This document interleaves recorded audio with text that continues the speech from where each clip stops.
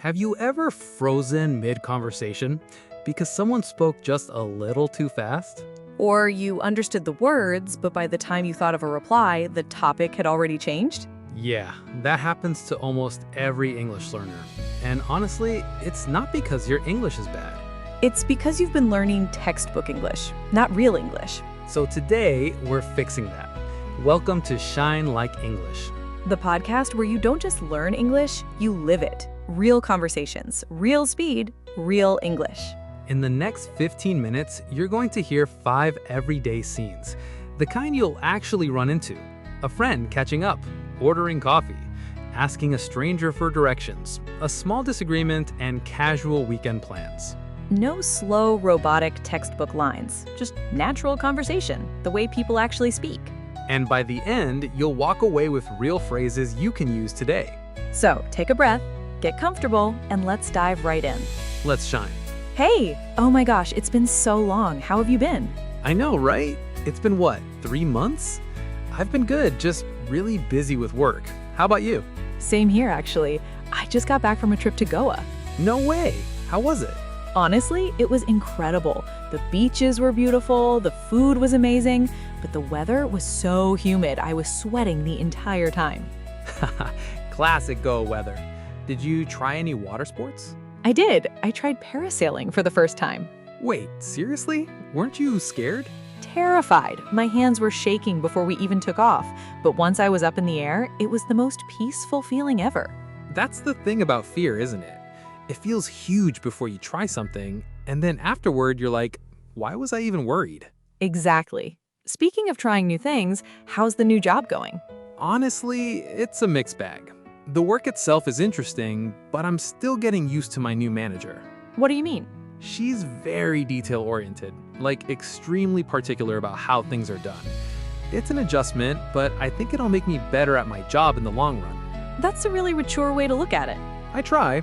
So tell me, are you still planning to move to Bangalore? Yes, actually, I'm moving next month.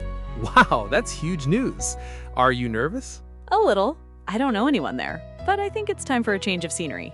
You'll be fine. You've always been someone who adjusts quickly. I hope so. New city, new job, new people. It's a lot at once. One step at a time. You don't have to figure it all out on day one. Okay, let's pause here for a second. Did you notice how many times we used the word actually? Yeah, it's one of those words native speakers use all the time, to add emphasis or introduce a surprising detail. Right, like, actually, I'm moving next month. It makes the sentence feel more natural, more conversational. And notice a mixed bag. It means something that's part good, part not so good. A really useful expression for describing anything with pros and cons. Try using both phrases in your own sentences today. Comment below with one example. All right, next scene. Let's imagine we're at a coffee shop. Okay, I'll be the customer. Bartender voice. Hi there, welcome in. What can I get started for you today? Hi, could I get a medium cappuccino, please? Oh, and could you make it oat milk instead of regular milk? Of course, no problem. Would you like that hot or iced? Hot, please.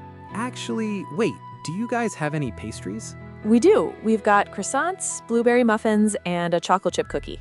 I'll take a croissant as well, thanks. Great choice. That'll be $7.50 for here or to go. For here, please. Perfect. It'll be ready in just a few minutes.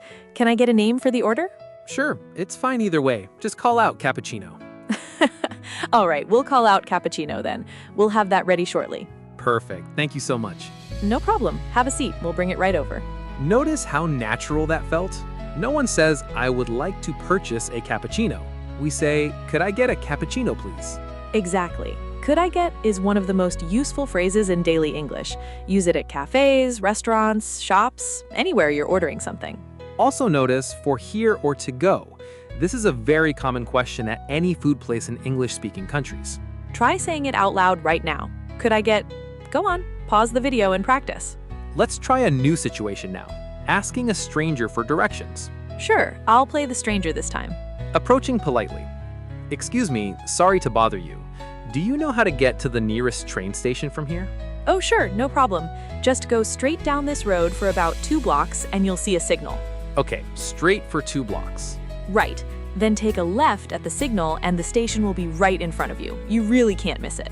That's really helpful. Thank you so much. Is it walking distance or should I take a cab?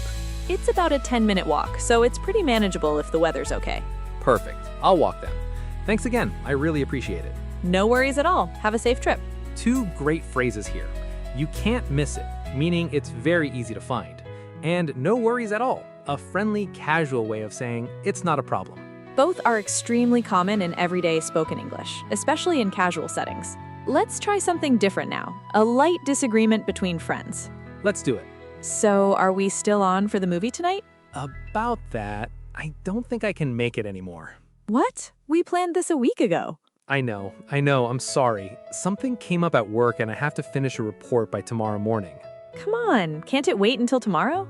I wish it could, but my manager wants it first thing in the morning. Fine. I get it. Work's important, but you owe me a movie night. Deal. I promise. Next weekend, no excuses. You better keep that promise this time. I will. Cross my heart. All right. Go finish your report. Text me once you're done, okay? Will do. Thanks for understanding. Did you catch the phrase, "you owe me one"? It's used when someone does something for you or when you let them off the hook for something. And cross my heart, it's an informal way of saying, I promise, I really mean it. Also, will do. A short, casual way of saying, I will do that. Very common in texting and quick replies. These small phrases are what make you sound natural, not just correct. Okay, last conversation. Let's end on a lighter note. Weekend plans. So, any big plans this weekend? Not really, just relaxing. Maybe catch up on some shows. What about you? I'm actually thinking of going for a short trek on Saturday. Ooh, that sounds fun. Where are you thinking? There's a trail just outside the city. Nothing too intense. Just wanted some fresh air, you know? I get that. City life can be exhausting sometimes. Exactly. You should come along if you're free. Maybe. I'll let you know by Friday. Sounds good. No pressure. Even if you can't make it, we should plan something together soon. Definitely. It's been way too long since we hung out properly. Agreed. Let's not let another 3 months pass this time. Deal. And that's a wrap for today's episode. If you understood most of what we said, give yourself a huge pat on the back. If you didn't, that's okay too.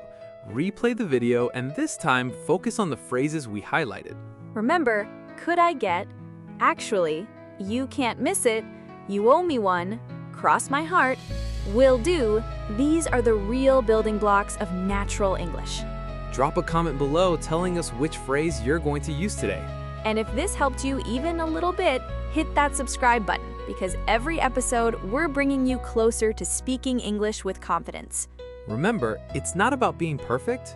It's about shining, one conversation at a time. See you in the next episode. Bye.